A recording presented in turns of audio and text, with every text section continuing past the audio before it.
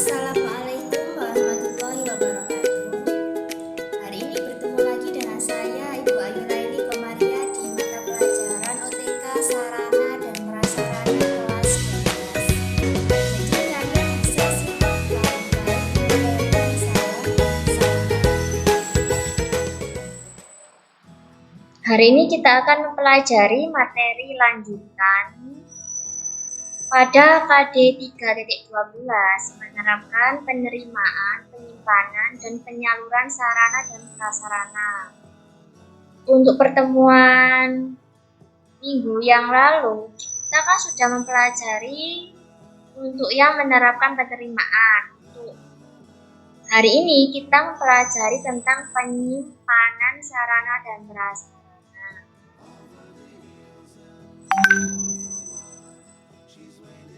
Nah, sebelum kita mempelajari tentang penyimpanan, kita harus tahu tentang langkah-langkah pencatatan penerimaan barang. Nah, umumnya, pihak pengirim biasanya terlebih dahulu memberitahukan kepada pihak penerima bahwa barang akan tiba pada waktu, jumlah, dan spesifikasi tertentu. Jadi, sebelum barang itu sampai dengan dokumen yang terlampir, biasanya pihak pengirim itu memberi tahunya itu lewat telepon atau by phone bahwa barang itu akan dikirimkan pada hari dan tanggal di jam yang telah ditentukan dengan jumlahnya dan spesifikasi yang dipesan itu. Nah, pada saat barang tiba, biasanya petugas penerima itu melakukan pemeriksaan baik secara fisik maupun administratif. Nah, jadi ketika barang datang, dicek secara fisik apakah barang diterima itu sesuai tidak dengan yang tertulis di surat pengantar. Jadi misalnya ada pesan barang A, cek barang A ini sejumlah berapa, apakah sama dengan yang tertulis di surat pengantar. Jadi ketika ada barang yang datang itu harus sesuai dengan dokumen yang tertulis di surat pengantar. Nah, apabila sudah sesuai, berarti petugas penerima siap membuat berita acara pemeriksaan dan bukti penerimaan barang. Nah, untuk berita acara pemeriksaan dan bukti penerimaan barang itu dibuat rangkap, satu untuk pihak pengirim, satunya untuk pihak penerima di perusahaan tersebut. Gunanya apa? Sebagai dokumen administratif dan sebagai bukti bahwa telah dilakukan penerimaan dan pengiriman barang. Selanjutnya, bukti penerimaan tadi ditandatangani baik oleh si pengantar maupun si penerima. Selanjutnya, bagian gudang atau penerima melakukan pencatatan data, pencatatan barang ke buku persediaan barang atau buku inventaris. Nah, ketika ada barang datang yang dipesan, langsung dicatat di buku inventaris bahwa ada penambahan barang sejumlah ini dengan spesifikasi ini, ukuran ini, seperti itu. Tiap kali ada barang yang datang langsung dicatat di buku inventaris. Nah, setelah dilakukan pencatatan, baru barang tersebut itu disimpan sesuai dengan prosedur yang telah ditetapkan oleh perusahaan. Kemudian saat disimpan, baru barang bisa diserahkan kepada unit atau bagian yang memesan di sebuah perusahaan tersebut. Misal, bagian administrasi itu butuh yang namanya printer, kebetulan printer sebelumnya itu rusak, butuh printer baru, bisa diambilkan di gudang. Nah, nanti bagian gudang itu yang mendistribusikan kepada bagian administrasi yang membutuhkan printer itu. Tetapi tidak langsung didistribusikan, harus melalui prosedur terlebih dahulu.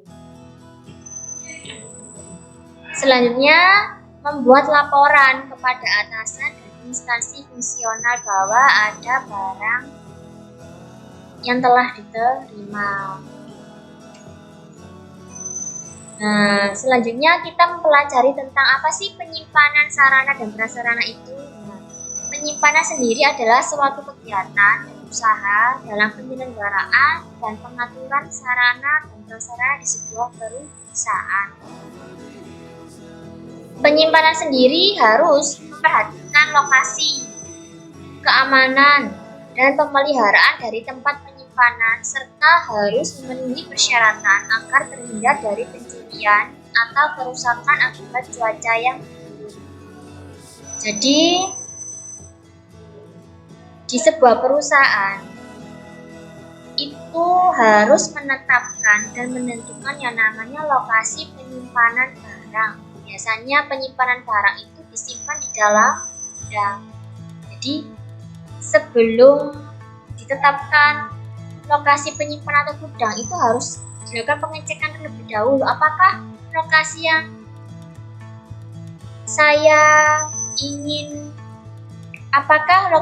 ingin dijadikan penyimpanan itu sesuai dengan standar keamanan atau tidak? Kalau misalnya sesuai dengan standar keamanan atau berarti bisa langsung digunakan untuk menyimpan barang. Selanjutnya kita akan mempelajari kegiatan penyimpanan. Nah, kegiatan penyimpanan itu apa saja sih? Yang pertama, ketika barang itu diterima langsung disimpan, diatur, dan dijaga keutuhan barang. Dan gudang atau ruang penyimpanan itu dapat dipergunakan sesuai rencana secara tertib, rapi, dan aman. Selanjutnya, menyelenggarakan administrasi penyimpanan atau pergudangan atas semua barang yang ada di dalam gudang. Jadi ketika ada barang yang datang, itu pasti ada proses administrasinya, dicatat di buku inventaris, di kartu barang. Untuk apa? Untuk memudahkan proses pencarian barang. Yang ketiga, selalu melakukan stock of name secara berkala terhadap barang persediaan di dalam gudang agar persediaan selalu dapat memenuhi kebutuhan. Misal, ketika barang yang ada di dalam gudang itu sudah didistribusikan ke unit-unit atau bagian yang di dalam perusahaan. Misalnya, sudah didistribusikan printer sejumlah 10 unit, sedangkan di dalam gudang tersisa 2. Nah, itu harus perusahaan harus melakukan pembelian lagi untuk stok, untuk persediaan. Misal, beli kertas 30 rim. Nah, 20 rim sudah didistribusikan kepada seluruh unit yang ada di dalam perusahaan. Nah, perusahaan juga harus stok lagi untuk persediaan. Yang terakhir, yaitu membuat laporan secara berkala atas persediaan barang di dalam gudang.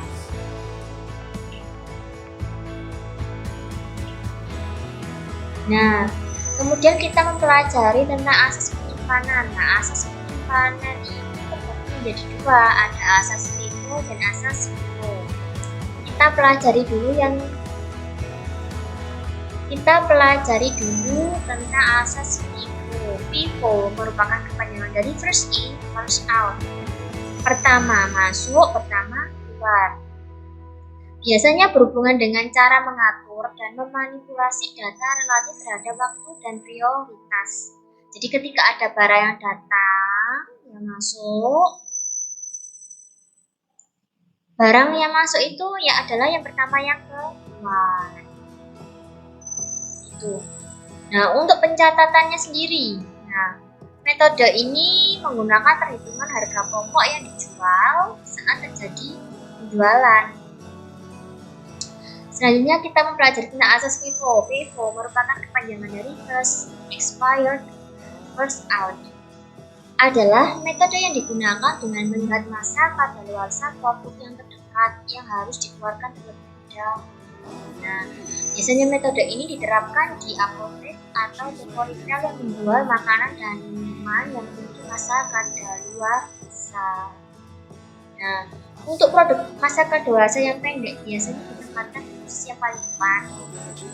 Biasanya kan kalau di etalase itu produk yang kadaluarsanya pendek ditempatkan di depan agar diambil terlebih dahulu, sedangkan produk yang masa kadaluarsanya masih panjang disimpan di dalam gudang.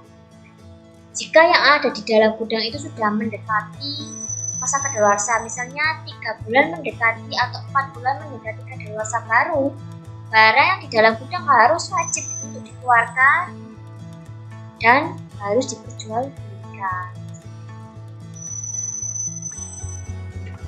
Selanjutnya kita mempelajari tentang sistem penyimpanan. Nah, biasanya di sebuah perusahaan, selain dikenal dengan sistem penyimpanan, di sebuah perusahaan itu juga dikenal yang namanya sistem pergudangan. Nah, sistem pergudangan sendiri itu sama dengan sistem penyimpanan. Nah, gudang sendiri adalah sebuah bangunan permanen yang digunakan untuk menyimpan barang. Jadi gudang itu tempat atau bangunannya. Sedangkan pergudangan sendiri adalah kegiatan menyimpan barang di dalam gudang. Jadi ketika ada barang yang datang itu tidak serta-merta diletakkan di sembarang tempat. Barang yang datang itu disimpan di dalam gudang, khusus barang-barang. Jadi ada tempat penyimpanannya sendiri. Jika bagian-bagian unit itu membutuhkan kertas atau printer atau tinta atau apa, nah, si petugas gudang bisa mengambilkan barang yang ada di dalam gudang dan memberikan kepada unit yang membutuhkan melalui prosedur. Nah, ketika ada barang masuk dan barang keluar, tetap ditulis di kartu dan di buku inventaris bahwa oh barang ini masuk, ditulis. Ada penambahan barang sejumlah berapa, ditulis. Oh barang ini sudah didistribusikan kepada unit-unit, nah ditulis juga barang ini telah dilakukan pendistribusian kepada unit-unit sebesar berapa. Itu harus ada pencatatan. Gunanya apa? Untuk memudahkan tiap kali pengecekan bahwa oh barang ini sudah didistribusikan, oh barang ini sudah. Selanjutnya kita mempelajari tentang jenis-jenis gudang. Nah, jenis-jenis gudang dibagi menjadi dua, ada gudang umum dan gudang khusus. Gudang umum atau public warehouse yaitu gudang yang digunakan secara umum untuk kepentingan umum. Nah, biasanya gudang umum itu digunakan untuk menyewakan ruangan gudang untuk penyimpanan dan jasa-jasa lainnya dengan biaya. Nah, misal di sebuah perusahaan nih, di perusahaan itu sudah memiliki gudang, tetapi di gudang tersebut itu terjadi penumpukan barang atau barangnya itu banyak sehingga tidak muat untuk disimpan barang yang baru. Nah, si pemilik perusahaan bisa menggunakan gudang umum untuk menitipkan barang-barangnya dengan melalui prosedur. Yang pertama harus mengadakan perjanjian kepada si pemilik gudang bahwa perusahaan A ingin menitipkan barang sejumlah apa saja dengan dilampiri dokumen.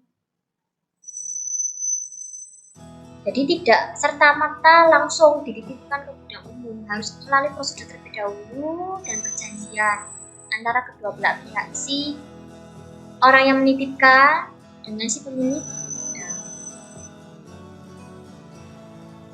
Tetapi ini disertai dengan pungutan biaya, misalnya jangka waktunya sekian, ditetapkan besaran sewa sekian.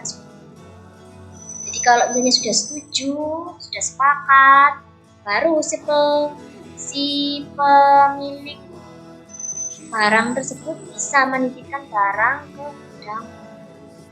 Selanjutnya kita mempelajari tentang gudang khusus atau private warehouse, yaitu gudang yang digunakan untuk kepentingan pemilik gudang itu sendiri. Biasanya khusus menyimpan dan menimbun barang miliknya sendiri. Jadi pemilik gudang tidak wajib menerima barang-barang milik orang lain. Nah, selanjutnya kita mempelajari bagaimana sih proses penyimpanan sarana dan prasarana di sebuah perusahaan. Nah, dalam proses penyimpanan, barang yang diterima itu biasanya diserahkan ke Departemen Penerimaan Barang yang dilampiri dengan dokumen pengiriman atau receipt sesuai dengan permintaan additional stock request. Kemudian diperiksa, cek apakah barang yang diterima itu sesuai enggak dengan dokumen atau surat pengantarnya tadi. Setelah itu dihitung besaran atau jumlahnya sesuai tidak dengan dokumen tersebut. Kemudian baru ditata, diletakkan di dalam gudang yang disesuaikan dengan kepentingan agar memudahkan arus masuk dan keluar barang tersebut. Yang terakhir, membuat kartu stok dari semua jenis barang sehingga mudah dibaca dan diketahui. Jadi tiap-tiap barang yang disimpan di dalam gudang itu ada kartu-kartunya, kartu jenis barang elektronik. Nah, ini apa saja. Nah, ketika misalnya bagian gudang itu ingin mencari barang yang bukan, petugas gudang tidak serta-merta ini mencari satu persatu, muter ke gudang mencari barang yang bukan. Gudang kan besar, luas. Kalau mencari satu persatu kan lama. Nah, untuk memudahkan pencarian barang, tinggal buka kartu stoknya. Nah, kartu stok di gudang biasanya bisa dicatat lewat ini, manual, bentuk kartu, bisa juga secara elektronik. Nah, kalau elektronik kan cepat. Misalnya petugas gudang ingin mencari barang printer, PS atau apa, tinggal diketikkan saja. Oh, diletakkan di rak sekian-sekian. Tinggal cari tidak sekian-sekian. Oh iya benar.